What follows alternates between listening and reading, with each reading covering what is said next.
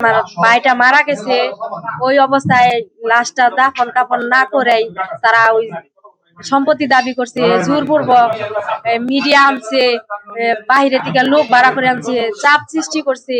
আমার বাবা এক পর্যায়ে সেন্সলেস হারিয়ে আমার বাবারে হসপিটালে ভর্তি করছে। আমার বাবারে অনেক আনার চেষ্টা করছি, সবাই বলছে যে তার আনলে মাইরা ফেলাইবো, চাপ দিয়ে তার সম্পত্তি নিয়ে যাইবো। কেউ কেউ আবার মানে তারা আনতে মনে করেন যে তারা বলছে যে এর আনলে তো মাইরা ফেলাইবো। হে বয়ে আমার বাবা কি সিদ্ধান্ত নেবে আমার বাবা বুঝতেই পারে নাই। তখন আমার বাবার আসে নাই। তখন না, আমার বাবা অনুপস্থিত থাকাকালীন আমি আর আমার ছোট ভাই সবার কাছে অনুরোধ করছি যে আমার বাবা অনুপস্থিত থাকাকালীন আমার আমার নামে কিছু সম্পত্তি ছিল, আমার বাবার কাছে আমি কিনে নিছি।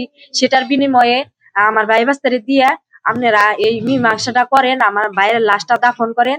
কিন্তু তারা কোনোভাবে লাশটা দাফন করে নাই, আমাদের কোনো অনুরোধ মানে নাই। এক পর্যায়ে তারা আমাদের এক গোড়া করে দেয়। আমার বাবা না আসার কারণে তারা চতুর্দিকে ঘেরাও করে বেড়া দিয়ে দেয়। তারা আমাদের মারপিট করার চেষ্টা করে, আমাকে জুতা দিয়ে মারপিট করার চেষ্টা করে, আমাকে দড়ি দিয়ে বাঁধার চেষ্টা করে। আমাকে বলছে যে এই মেয়েরে বাঁধলে তার বাবা ফেরত আসবে।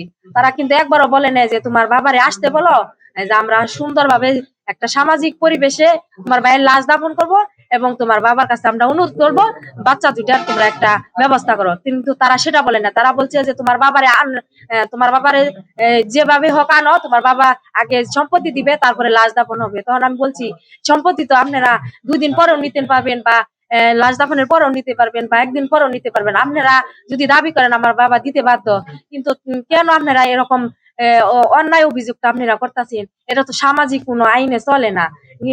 এই সম্পত্তি কারা খাবে? তার সন্তানই তো খাবে।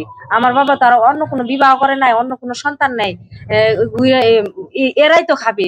কেন তাহলে আপনারা এইভাবে আমাদের উপরে এত অভিযোগ দিতেছেন?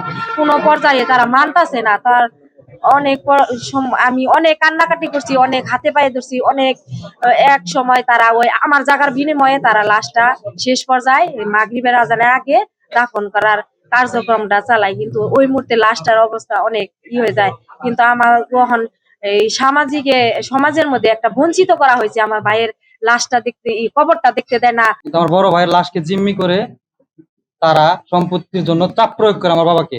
আমার বাবা চাপ প্রয়োগের ফলে এক সময় অসুস্থ হয়ে সেন্সলেস হয়ে গেলে হসপিটালাইজড হয়। এবার ওইটাকেই কিছু লোকজন এবং মিডিয়া, স্থানীয় মিডিয়া যেগুলো সোশ্যাল মিডিয়ার মিডিয়া, ওইগুলা যে প্রচার করে, যে ঢালাওভাবে প্রচার করে এক প্রকার যে আমার ভাইয়ের লাশ ফেলে পালিয়ে গেছে। কিন্তু এখন মানুষ ওটাই প্রচার করার ফলে এলাকাবাসী আমাদের উপর ক্ষিপ্ত হয়ে যায়। এলাকাবাসী আমাদেরকে বিভিন্ন ভাবে লাঞ্ছিত করা শুরু করে। আমরা এখানে প্রত্যাশা করি আমার ভাইয়ের কবরে গেলে আমাদের আত্মীয়স্বজন আমার ভাইয়ের কবরে ঈদের বার্তা তো সবসময় আমার ভাইয়ের কবরটাকে দেখতে দিচ্ছে না, সেটা আপনার দোয়া কালাম পড়তে দিচ্ছে না। মসজিদ মাদ্রাসায় আমাদের বিপক্ষে কথা হচ্ছে হাদিস কালামের উদাহরণ দিয়ে। তাতে কি কোকিল গানটা গাইছে না? কোকিলের গান শুনতে পান?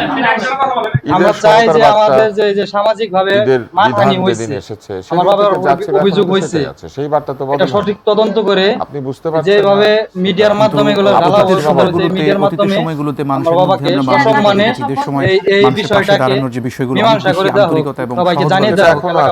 আমার বাবা পালিয়ে আসে না, আমার ভাই